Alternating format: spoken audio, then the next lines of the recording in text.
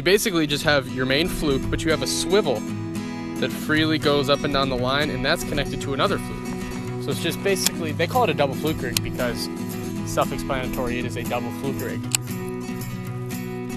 So I'm gonna fish in this hole real quick, see if I can get some aggressive to hit this. And then we'll probably pick up the jigs. There's a lot of laydowns in that other shoreline. That's where I've had most of my luck, most of my big fish. I've picked up some fish in the beginning here, but most of my big ones have been on that jig, on the structure that's in the pond.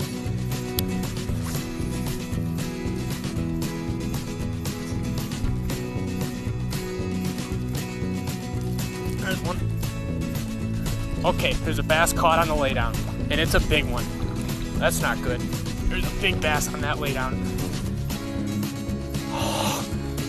I don't think I can get out there. There's a 4 or 5 pounder stuck in that laydown. I was swimming the jig over the tree. Oh, not good. I don't think I can get out there. Not good. Oh, come on. Come on. Oh, it's getting deeper. Well, what do I do, guys? If you've ever been in this situation, please let me know. This is not a fun one. It gets so deep right there. I can't get over there. Look at him. Bass is right there. 4 or 5 pound bass. Line is not strong enough to lift it over. You know what I might be able to do? I got an idea. I might be able to get around that branch. Stay on. See, I knew they'd get on that jig bite. First piece of structure I cast it on, he was on there, so that's a good sign for the day. That sucks, dude. That's like the deepest part of the pond. Any other part of this pond, I'd be able to go get him. Oh, this is interesting. This is not how I wanted my first fish catch of the day to go, but that's just how the cookie crumbles. I'm happy with a bite. And what sucks is that this part of the pond has a ton of bass in it usually, and I'm just destroying it. Got one of their buddies wrapped around a log. Yep. GoPro's inches from the water right now. I don't like that. Yeah, I can't. I have like 2 inches to go, and if I step into one more hole, then it's done. Ah. Damn it. This sucks. Okay, let me try.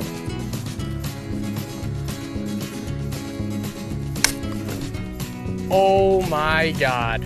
Woo! Okay, you know what the best part about that is, guys? That's not my rod.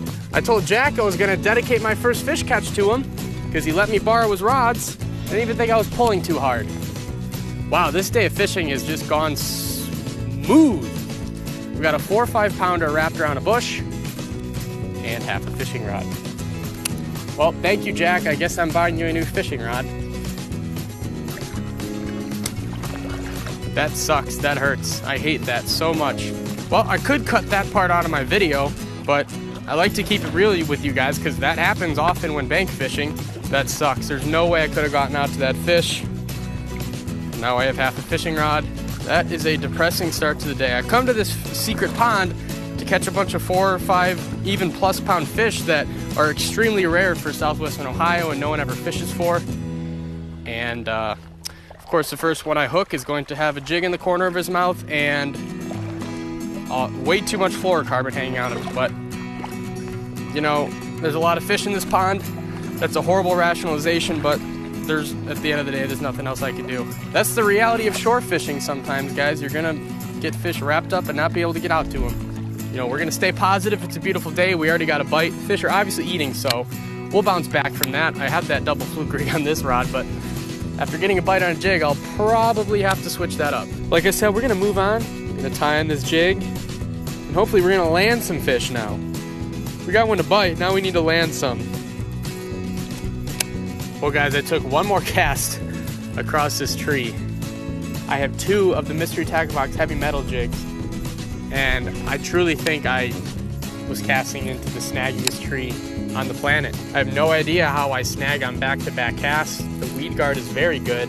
We are killing it today, guys. Not only did I ruin the best piece of structure in the pond, I lost what I felt was the best lure choice and the lure choice I had most confidence in. There it goes. All right, where's my tackle box? Let's see what else I brought. Boys and girls, that was impressive. That is how you lose 2 jigs on 2 casts. It's not easy to be this skilled. I'll give you some tips if you pay attention and learn along the way. I have a couple crankbaits again from that MTB box. Wouldn't be the worst choice in the world. A lipless crankbait and then like a balsa shad shell running crankbait. Another lesson, guys. Always bring way more lures than you think you'd need. So this is a very snaggy lure, lipless crankbait. We're gonna try to keep it out of the structure, even though the bite I had was in structure. We'll just see how the day goes out. Everything happens for a reason, right? Maybe I'm gonna get on a killer lipless crankbait bite. Time will tell. All right, first impression of this guy, that it is super loud. Listen to this, you guys can probably hear it. Wow, is that thing loud. My concern is that it might be too heavy. It's a 3/4 ounce, so it's gonna dive pretty deep. It's gonna dive 5-6 feet. I have a buzz bait.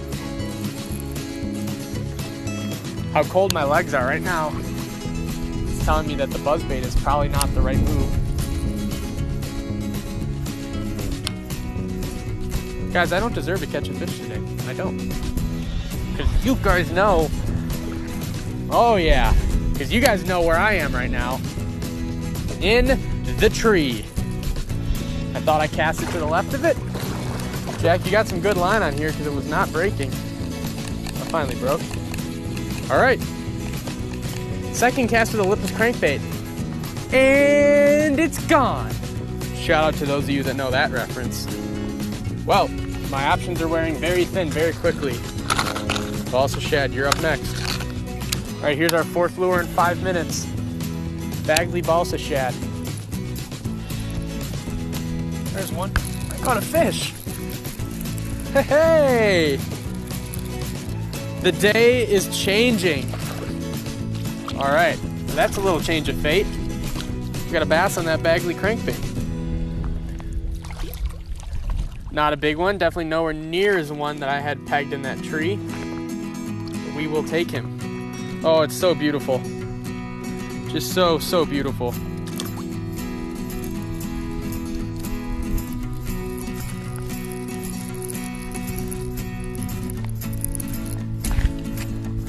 Oh my God, I just snagged my old line. Come here. Come here. That means I might be able to get the fish.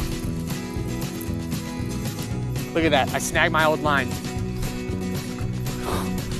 Oh, it's gonna get deep again. Come on. Come on. Oh, this would be quite the turn of fate. Come on. Come on. Come on. I need to keep my depth. Ah, okay. I got my rod. Oh, this line is so wrapped around that laydown. Well, at least I can get the rod out of the water and not litter the rod.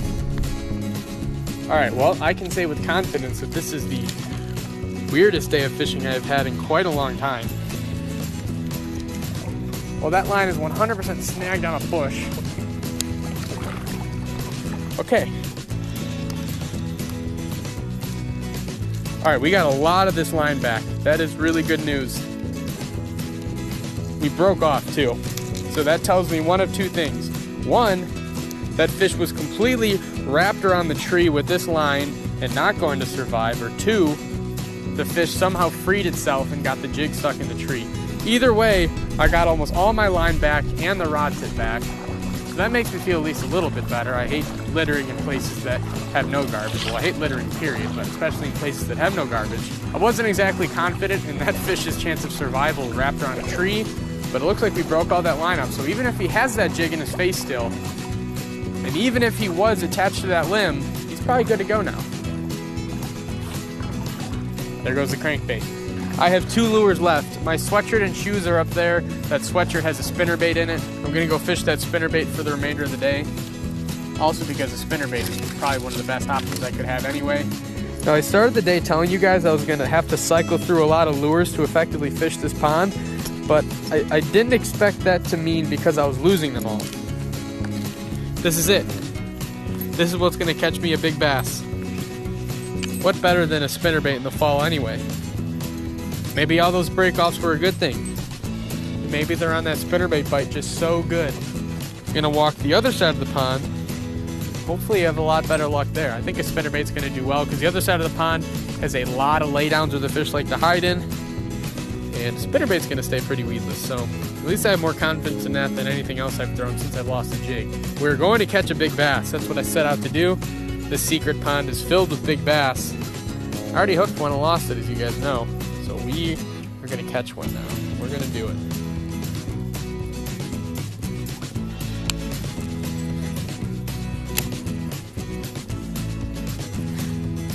There we go, there's a little fish. Okay. Hey guys, this video is gonna be great. We'll go to my secret pond, we'll catch a bunch of huge bass. Positive minds are the only way to get through days like this. Because you gotta keep everything in perspective at the end of the day. It's a beautiful fall day, it's like 60 and sunny. Catching fish, so can't be that bad. Just gotta get that big one. So that wouldn't work if I took the line. Oh yeah. Oh, finally. Haley, I caught one. Am I on speakerphone? You are in speakerphone. Shoot, am I gonna be on camera? You are on camera. You know why? Because I caught a bass. You've been casting this whole time? Oh yeah. All right, this is still a small fish, but it is one step closer to that big one.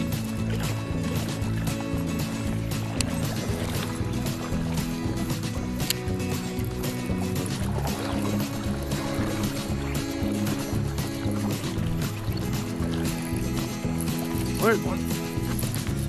There's a good one, I think. Oh yeah. Oh yeah.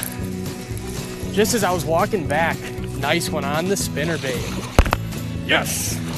Oh guys, you have no idea how happy this makes me. Come here, come here, come here. Yes. There it is.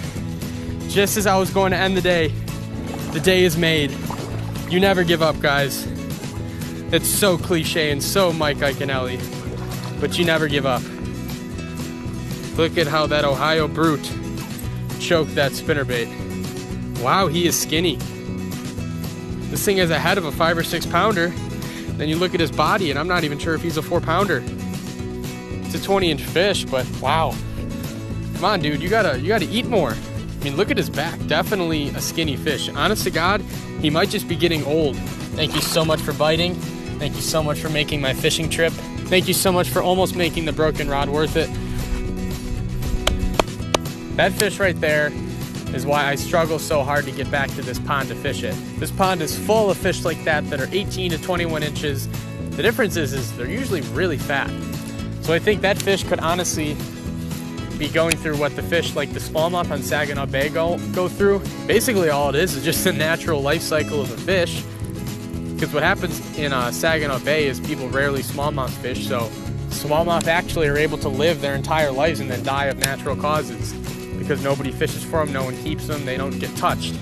This pond right here, no one fishes here either, so that fish could honestly be at the very tail end of his life and just getting skinny before he dies, because that's what happens with fish. They just get really skinny, they get kind of sick, old, and then they die. These fish should be really fat and chunky, especially with this pond. This pond is full of food, it's full of crawfish, full of shad, minnows, so there's definitely not a shortage of food here. I'm calling that fish old. I accomplished my goal. I wanted to revisit the big bass of my secret pond, and thankfully another one of them hit.